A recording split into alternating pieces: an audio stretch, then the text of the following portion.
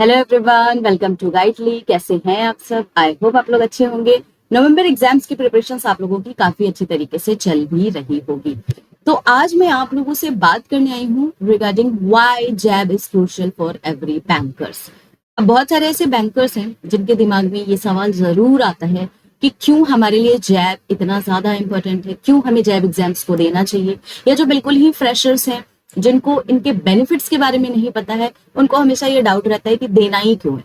तो चलिए इन सारी कंफ्यूजन, इन सारे क्वेश्चंस के आंसर्स मैं आपको इस वीडियो में देने वाली हूँ। तो जो लोग नए हैं फटाफट से हमारे यूट्यूब चैनल को सब्सक्राइब कर लें ताकि आपको हर चीज की टाइमली नोटिफिकेशंस मिलती रहे। चलिए आगे बढ़ते हैं और इस वीडियो में हम जानते हैं कि जैब हमारे लिए क्रूशियल क्यों है अगर आप बैंकर हो तो देखिए, सबसे पहले जैब के बेनिफिट्स को जान लेते हैं, जिससे आपके लिए बहुत सारी चीजें क्लियर हो जाएगी कि क्या क्या जैब एग्जाम्स को क्लियर करने के आपके बेनिफिट्स होते हैं, देने से आपको जैब एग्जाम्स क्या क्या बेनिफिट हो सकता है। तो सबसे पहला जो आपको बेनिफिट यहाँ पर होता है ना, तो आपको सैलरी इंक्रीमेंट मिलती है, जो कि एक मोटिवेशन का काम करेगी आपके लिए। और डेफिनेटली अगर आप कोई एग्जाम्स दे रहे हो, कोई सर्टिफिकेशंस एग्जाम्स, प्रमोशंस एग्जाम्स दे रहे हो, तो आपको एक चीज दिमाग में होती है कि क्या इससे मेरा सैलरी बढ़ने वाला है, क्या हमें कोई अच्छा करियर ग्रोथ मिल सकता है। तो डेफिनेटली जैब एग्जाम्स ये सारे रास्ते आपके लिए ओपन कर देता है। आपको प्रमोशंस में भी हेल्प करता है, आपको यहाँ पर बेटर अंडरस्टैंडिंग हो जाती है बैंकिंग की। तो आप दूसरे बैंकर्स से स्पेशलाइज्ड बैंकर बन जाते हो, क्योंकि आपको ईच एंड एवरीथिंग बारीकी से पता होता है, क्या रूल्स एंड रेगुलेशंस होते हैं, कंप्लायंसेस क्या है, कैसे बैंक ऑपरेशंस वर्क करता है, किस तरीके से आपको कस्टमर्स के साथ डील करना है। ईच एंड एवरीथिंग का आपको डेप्थ नॉलेज हो जाता है अगर आप जैब एग्जाम्स को क्लियर करते हो, जैब एग्जाम्स की प्रिपरेशन करते हो। आपका एक कॉन्फिडेंस जो है यहाँ पर इंक्रीज हो जाता है। विद अ कॉन्फिडेंस आप यहाँ पर कस्टमर्स के साथ डील कर पाते हो, ईच एंड एवरीथिंग बड़ी आसानी से अपने कस्टमर्स को समझा पाते हो, बिकॉज आपके पास सारी चीजों का डेप्थ नॉलेज होता है। आप इसके बाद एलिजिबल भी हो जाते हो कैब एग्जाम्स के लिए। तो कोई कैंडिडेट्स अगर कैब एग्जाम्स देना चाहते हैं तो उससे पहले आपको जैब एग्जाम्स को डेफिनेटली देना चाहिए। तो ये आपके कुछ बेनिफिट्स होते हैं जब आप जैब एग्जाम्स को क्लियर करते हैं। तो यहाँ पर सबसे पहले जो लोग नए हैं उनको थोड़े से क्वालिफिकेशन, एजुकेशन क्वालिफिकेशन क्या होता है, सारी चीजों के बारे में डिटेल्स में मैं आपको यहाँ पर बता देती हूँ। तो सबसे पहले अगर आप जैब एग्जाम्स देने की सोच रहे हो तो आपके लिए जो एजुकेशन क्वालिफिकेशन क्या होता है, एटलीस्ट आप 12th ग्रेड पास हो या इक्विवेलेंट भी होगा तो भी आप जैब एग्जाम्स के लिए अप्लाई कर सकते हो। और भी बाकी सारी जो डिटेल्स है आपको IIBF के वेबसाइट पे मिल जाएगी रिगार्डिंग जैब एग्जामिनेशंस। आगे हम बात करेंगे कि अगर हम प्रिपरेशंस कर रहे हैं तो कौन कौन से ऐसे सब्जेक्ट्स हैं, कितने सब्जेक्ट्स आते हैं जो हमें जैब एग्जाम्स के लिए पढ़ना है। तो टोटल आपके 4 सब्जेक्ट्स होते हैं।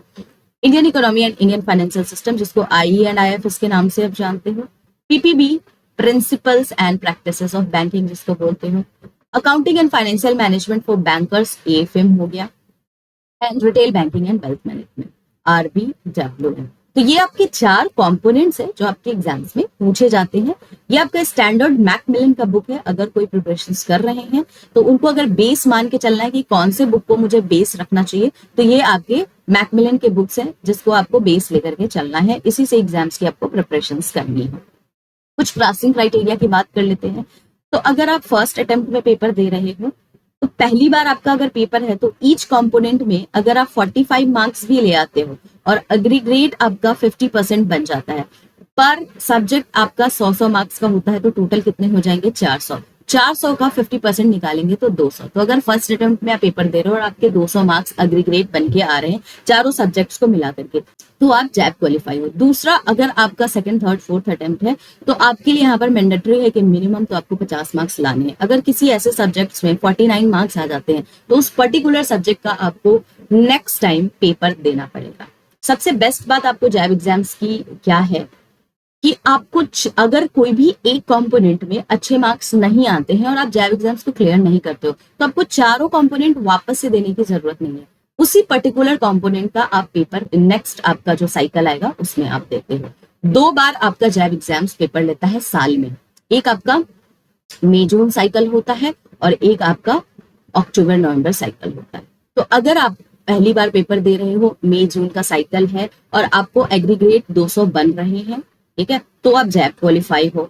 लेकिन अगर आपका 200 नहीं बन रहा है और ईच कंपोनेंट में आपके 45 मार्क्स नहीं है, उससे कम आ गया है, जैसे 40 आ गए हैं, तो आपको सेकंड अटेम्प्ट देना होगा। तो उसी ईयर में आपका अक्टूबर नवंबर में जैब एग्जाम होता है, तो उस पर्टिकुलर सब्जेक्ट का आपको एग्जाम देना होता है। तो ये आपके बेनिफिट्स होते हैं जैब एग्जाम्स में कि आपको सारे कंपोनेंट्स देने नहीं पड़ते हैं। नाउ अब हम टाइम लिमिट्स की बात करेंगे कि कितना अटेम्प्ट या कितने ईयर्स तक हम एग्जाम्स को दे सकते हैं। तो देखिए, सबसे पहले जिस डेट को आपने रजिस्ट्रेशन की है, ठीक है, डेट ऑफ रजिस्ट्रेशन मान लीजिए आपका 1 जून है, ठीक है, तो 1 जून से लेकर के 3 साल तक आप कभी भी जैब एग्जाम्स को दे सकते हो। दूसरा, अगर आपने 1 जून को रजिस्ट्रेशन किया है तो 1 जून से लेकर के 3 साल के बीच में 5 अटेम्प्ट्स आप दे सकते हो। ये आपका यहाँ पर क्राइटेरिया होता है जब भी आप जैब एग्जाम्स को देते हो। तो मैक्सिमम आपका 5 अटेम्प्ट्स या 3 इयर्स, जो भी आपका यहाँ पर पहले आ जाएगा वही आपका मैक्सिमम अटेम्प्ट होगा, ठीक है। इसके अलावा हम यहाँ पर पैटर्न की बात कर ले तो देखिए, आपके क्वेश्चंस मैंने पहले बता दिए हैं कि 100 क्वेश्चंस आते हैं ईच सब्जेक्ट्स में। आपका एमसीक्यू बेस्ड होता है, ठीक है, ऑब्जेक्टिव टाइप का क्वेश्चन होता है। एक क्वेश्चन पूछेगा, 4 ऑप्शंस होते हैं, आपको बस टिक लगाना होता है कि कौन सा इसमें से करेक्ट है। मल्टीपल चॉइस क्वेश्चन है, ठीक है।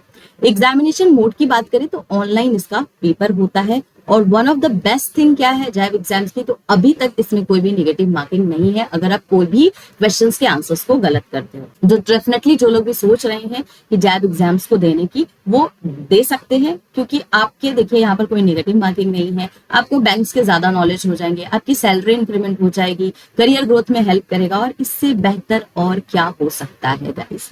जो लोग सोच रहे हैं अभी, या जो लोग एग्जाम्स की प्रिपरेशंस कर रहे हैं, आपके लिए इससे बड़ा मोटिवेशन और कुछ हो ही नहीं सकता कि आपको सैलरी इंक्रीमेंट मिलने वाली है और आप क्वालिफाई हो जाते हो जैब एग्जाम्स देने के लिए। तो डेफिनेटली आप लोग जैब एग्जाम्स को दीजिए। आई होप आपका ये डाउट क्लियर हो गया होगा। इसके अलावा आप यहाँ पर देख सकते हैं हमारे रिजल्ट्स, मई जून के काफी अच्छे रिजल्ट्स आए हैं। काफी सारे कैंडिडेट्स जो बैंक में जॉब करते हैं उन्होंने 200+ मार्क्स लाए हैं, which is a very good thing guys. तो आप लोग भी ला सकते हो, डेफिनेटली आप लोग भी कर सकते हो। कोई भी डाउट होता है आप लोग टेलीग्राम चैनल से भी जुड़ सकते हैं। वहां पर जो भी हम यूट्यूब पे आपको पढ़ाते हैं उसका आपको पीडीएफ मिल जाता है। तो आपको कोई भी प्रॉब्लम्स आती है, कोई भी मेंटर की गाइडेंस चाहिए, तो आप टेलीग्राम चैनल पे हमसे इंटरेक्ट भी कर सकते हैं। डाउट कोई भी होता है आप कमेंट सेक्शन में पूछ सकते हैं। मैं आपको आरबीडब्ल्यूएम पढ़ाती हूँ और आरबीडब्ल्यूएम का पूरा प्लेलिस्ट बना हुआ है, तो जिनको भी देखना है यूट्यूब पे फ्री प्लेलिस्ट है, इसके पीडीएफ टेलीग्राम चैनल पे अवेलेबल है। तो जाइए, जाकर के पढ़ाई कीजिए। डाउट होगा तो आप लोग जरूर पूछिएगा। अगर आपको video exam point of view से रेलेवेंट लग रहा है तो डेफिनेटली आप इसको सब्सक्राइब कर लें, ताकि आने वाले टाइम के सारे नोटिफिकेशंस आपको जल्दी मिल सके। शेयर कर दें जिनके पास हमारा टेलीग्राम चैनल नहीं है और जिनके पास हमारा यूट्यूब चैनल नहीं है। कोई भी डाउट होगा तो इस दिए हुए नंबर पे आप कॉल भी कर सकते हैं।